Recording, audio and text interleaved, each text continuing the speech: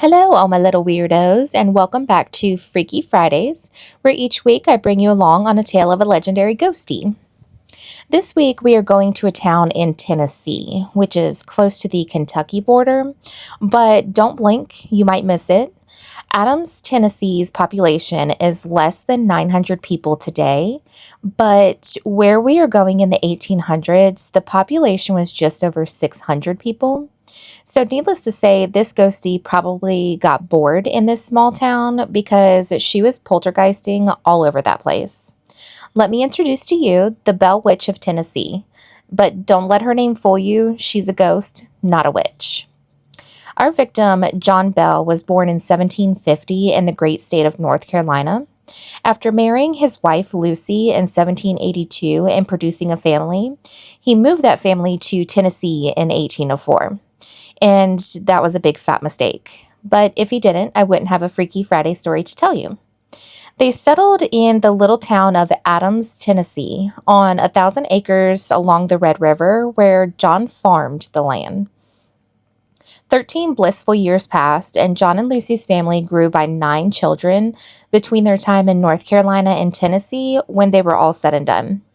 John's farm was poppin' and his land was prosperous. It wasn't until the year 1817 that strange things started happening. Farmer John was out on his land and looked over to see a dog-like creature. After shooting his gun towards the dog to shoo it away, the creature just vanished in thin air, and it all just went downhill from there. The Bell Witch started out innocent enough as far as ghosts go. Strange noises such as loud knocking, gnawing-like sounds, and what sounded like chains dragging across the floor. Imagine hearing that in the middle of the night. No, thank you. Eventually, she got bored with just spooking them with sounds and moved on to a more physical approach. Although all of the family members experienced the abuse of the Bell Witch, it was especially aggressive towards John and one of his daughters, Betsy. And when I say abuse, it really went straight past poltergeist at that point towards actual abuse. There were pinches, strikes, and pulls of the hair. And I've always heard that ghosts feed on fear, and it seems to be no different for our ghosty witch girl. She fed on the fear and moved on to actually speaking to the family. And just like her right hook, her words were nasty too. She would speak to the entire family, but would aim her threats of death and name-calling to John specifically. He could be out tending to his chickens or washing up for dinner, and her voice would pop out of nowhere calling him Old Jack, which that isn't so bad in itself, but threats of death, no thanks. Some of the farm workers also reported strange happenings. One of them, named Dean, said he encountered the witch several times and that she normally took the form of a 2-headed dog. And when asked who this spirit was, she claimed, "I am a spirit. I once was happy, but I have been disturbed and made unhappy." So obviously someone pissed this lady off.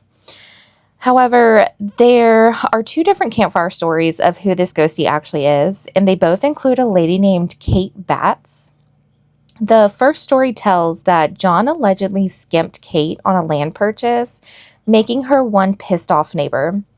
That part of Tennessee was mainly a forest in that time, and you and your neighbor were typically miles apart, but that wasn't going to stop our little traveling spirit, because it is said that on her deathbed, she promised to haunt John Bell and his family for the wrongdoing. But the other story has a completely different take, stating that Kate was John's mistress. And when John broke it off after some time, Kate was pissed. She threatened to tell everyone, including John's family, but John couldn't have that. So it is said that he tied her up in a smokehouse and just left her to die. So back to the hauntings. After 3 years of nonstop torture, both physical and mental, John's health started to go downhill. He basically became a sack of potatoes, just laid up in his bed until he eventually passed away in December of 1820. The Bell family fully believed the ghost was the reason for his illness and death, saying they believed she gave him some kind of poison along the way. But Kate Batts, or the Bell Witch, whatever you want to call her, wasn't done there. It is said that she crashed his funeral as well, loudly singing cheerful songs at the time that the family was saying their final goodbyes. After John Bell was put into the ground, the hauntings became less and less until they were no more. And I'm sure she just decided to leave the Bell family alone and focus all of her energy on haunting just John in the afterlife. So that is the story of the Bell Witch of Tennessee and all her hate, anger, and tricks. If you have any other ghosties that you would like for me to do an episode on, drop a comment below. And until next time, bye.